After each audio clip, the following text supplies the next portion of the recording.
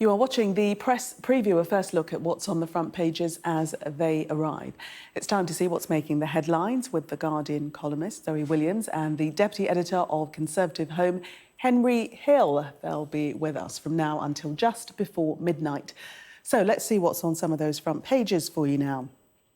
The Times front page leads with a story on how Liz Truss has won the support of Suella Braverman in the Tory leadership campaign after the Foreign Secretary's allies made a series of highly personal attacks on Penny Mordaunt. The Eye points out that Penny Mordaunt's status as a favourite in the Tory leadership race has prompted her rivals to criticise her ahead of TV debates in the next few days. The Metro reacts to a strong showing on the second ballot by the former Defence Secretary. Their headline, Penny's in Heaven. The Telegraph hears that the former chief Brexit negotiator, Lord Frost, is urging Kemi Badenoch to stand aside so Liz Truss can have a clear run into the final two. The Mirror warns temperatures could hit 40 degrees next week. The Guardian reports that the Environment Agency is calling for water company bosses to be jailed over serious pollution levels and for breaching environmental laws. The FT has the latest on the fortunes of the American investment banks Morgan Stanley and JP Morgan. And a reminder that by scanning the QR code you'll see on screen during the programme, you can check out the front pages of tomorrow's newspapers while you watch us. And we are joined tonight by Zoe Williams and Henry Hill. Welcome to you both. Good to see you. Let's start with the Eye, and they're suggesting that Penny Mordaunt is now the favourite. The headline, Tory rivals turn on Mordaunt as favourite faces TV trial. Zoe? I mean, to me, it demonstrates how thin the contest is, because the truth of it is Penny Mordaunt, it's not as though she's been kind of biding her time in the desert, waiting to have all these kind of amazing ideas and spring forward with a real hinterland and a kind of new Conservative platform. Her kind of past is very, very thin. Her career before Parliament is very thin. Her career within Parliament is very thin. It's not an accident that David Frost has been able to say these things about her, such that, you know, whenever you look for her and she's doing a job, she's never there. Most people who've worked with her think the same thing. So really what we're looking at is somebody who's benefiting from a lack of recognition to kind of spring forward as the non-continuity candidate.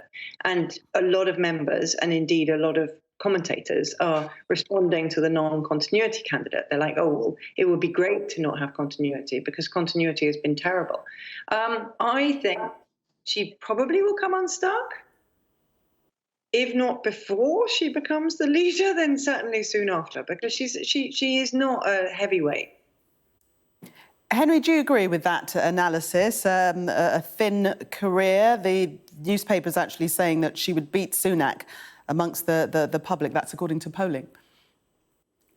Yeah, I think the thing that's really given her campaign a turbo boost is the fact that all of the polling available, I think, well, not all of it, but certainly Conservative Home survey and the YouGov polling suggests that she will absolutely walk any final head-to-head between herself and another challenger with Conservative Party members. And of course, that sort of winning power has an attractiveness all of its own. But it is true that we don't really know what sort of conservatism Penny Mordaunt stands for. A few weeks ago, you might have said that she was more towards the left liberal end on many social issues, but she's been rather frenziedly rowing that back in order to try and cement her place in the race. I think the challenge for her is what's her path to the final two? If you add up the right-wing votes, which is broadly speaking the Suella Braverman, Kemi Badenoch, Liz Truss votes, that gets you to about 140. That's enough for a place in the final. I think that she's going to struggle to peel many of those off.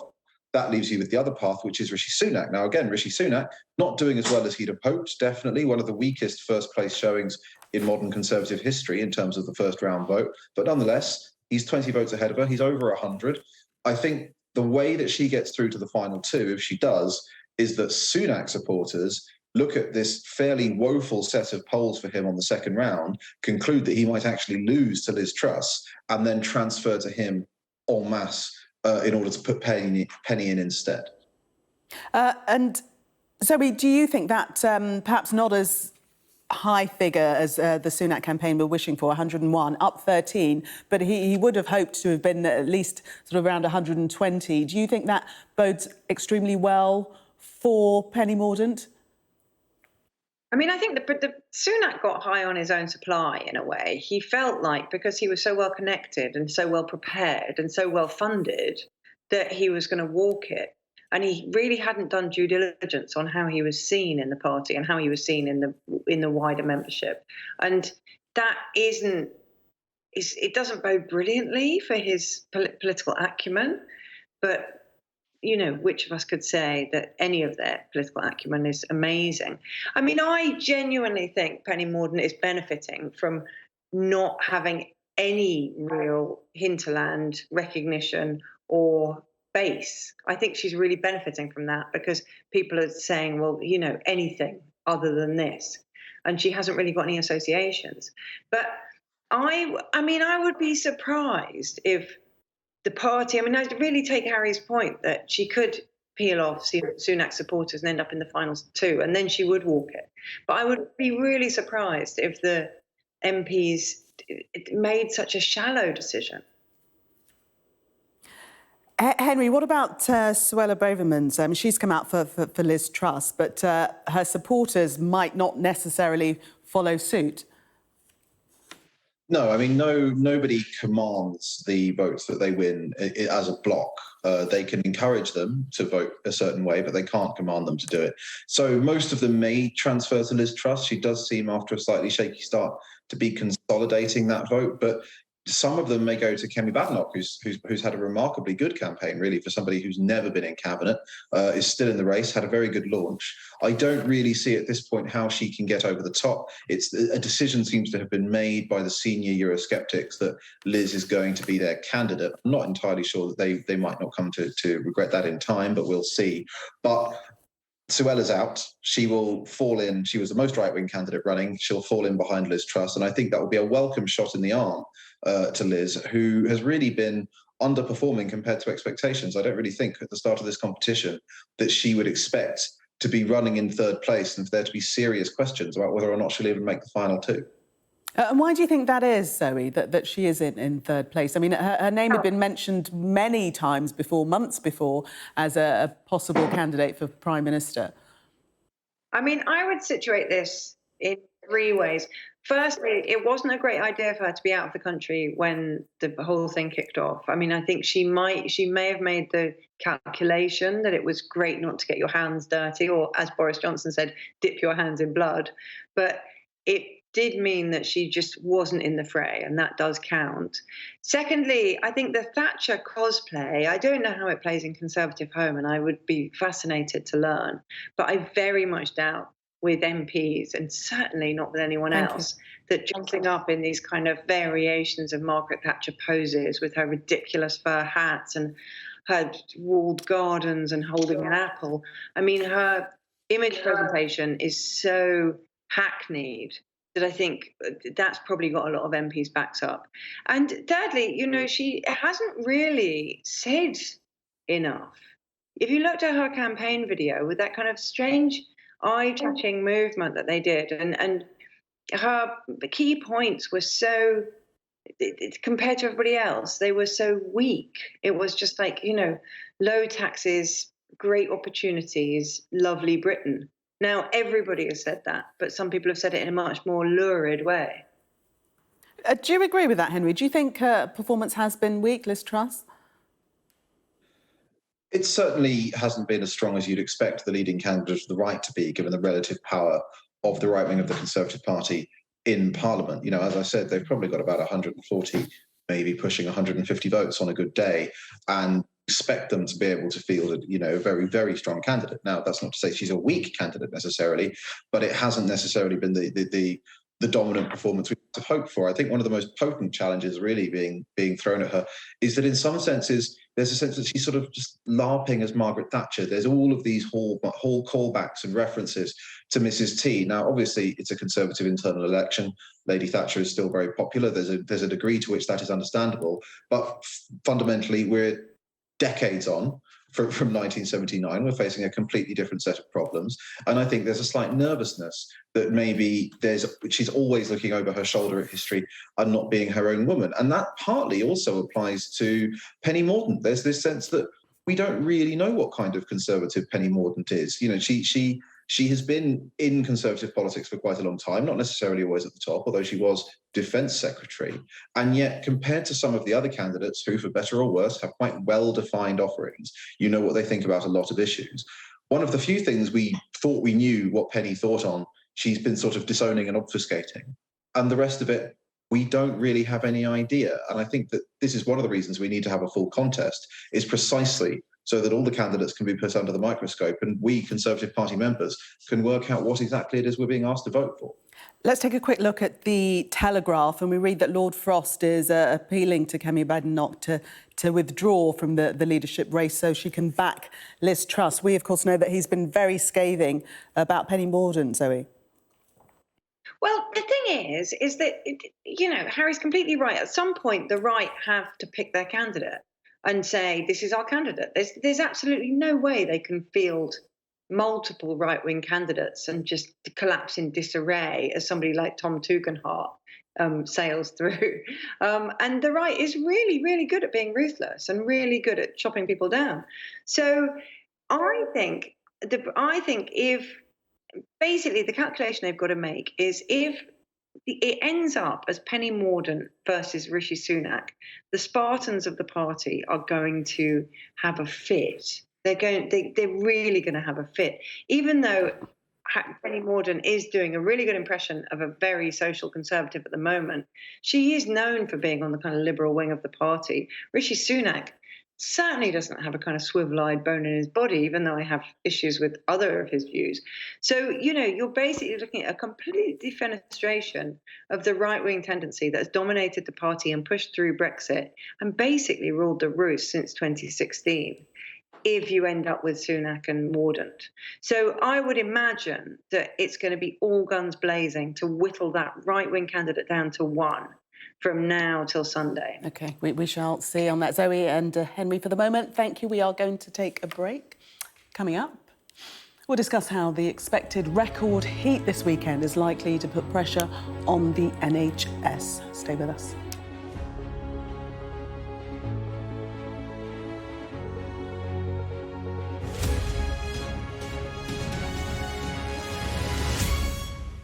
You're watching the press preview. Still with me, Zoe Williams and Henry Hill. Welcome back to you too. Let's have a look at the Mirror headline there. Red hot alert. A&E docs fear 40 degrees surge. It's a scorcher. It will be. Henry.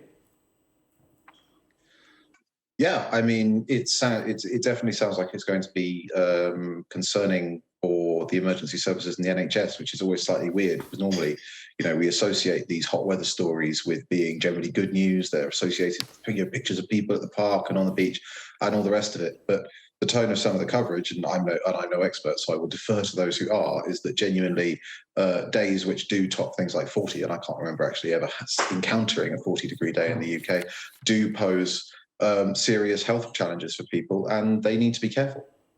Yes, we've never reached 40. That would be a record set if we did actually reach those sorts of temperatures. But the prediction is that, you know, there is going to be fallout for the vulnerable, the elderly and the young. Zoe. Well, I mean, basically, we have really low, as we've all just established, actually, we've got really low literacy around temperature in this country, precisely because it's not that hot ever. So you get temperatures, there was a suspected temperature of 43 degrees coming, and the Metro and the Sun last week both had pictures of people on the beach. Now, you could not go to the beach in 43 degrees. It would be unbearable. People would be taken to hospital. But because we just have no awareness or history or hinterland with these temperatures, we have no clue what that actually would feel like. Now, most people are kind of fine and you just stay indoors and you put a wet towel around your neck and you do all those things that you do and you get your dog a little coat. The problem is that it is actually very dangerous for the elderly, and you get to the point where you're you know, your cells, once they get too hot, they're like scrambled eggs. Once they scramble, they cannot descramble. So a lot of people are really worried about elderly relatives. They're worried about, you know, really basic stuff about how to keep people cool. And that's what we're kind of contending with while we have these kind of festive hooray headlines is the A&E reality and the reality of many households that it's very hard to keep cool when you're vulnerable already. Yeah, and the Cabinet Office Minister, Kit Malthouse, has said that a surge in demand for health service was expected, further complicated by the fact that there's been a rise in COVID cases, Henry. Yeah, absolutely. I mean, we're going to be in a pretty sorry state if the annual NHS winter crisis is now accompanied by an annual NHS summer crisis as well. And as you say, again, there has been this rise in COVID cases. Now, I think for most of the nation, the pandemic does more or less feel like it's over. You know, you go out and about now, you see relatively few people in masks. There aren't restrictions. Not many people are isolating. But again, just like with the temperature, there is a subset of the population of vulnerable people for whom it is very much still a real problem, who are less able to go out, who are more worried about complications. And so they face a double whammy, effectively, of still having their movements restricted by COVID and then perhaps being trapped in homes which are not built for this sort of temperature. Fundamentally, British homes, you know, in America and so on, where they get this heat deal, you've got things like air conditioning. Most British homes aren't built like that. And I think that if summers like this are going to continue, sooner rather than later, probably, we're going to have a sort of a more important national debate about whether or not we need to start adapting more British residential properties, especially for this sort of summer. Yes, I do wonder what the stats are, Zoe, but lots of people that I know inquiring about air conditioning, something that years ago you wouldn't have dreamed of installing in a residential property. Well, I mean, frankly, it's the worst idea ever. This whole problem is caused by climate change, and all you're going to do with a load of domestic air conditioning is fuel climate change. The thing is, you read a lot on Twitter feeds. I spend my life on Twitter with people saying, do this, do that, don't open your windows, do open your windows, close your blinds, yada, yada, yada. The thing is, European architecture, with the kind of very thick stone walls, is built to withstand heat so that it's quite cool even when it's baking outside. And American architecture is not built to withstand it, but it's built with aircon. We are in the worst of all possible worlds, where we're not built to withstand heat because we never see it, but we're not built with any aircon either because we never need it.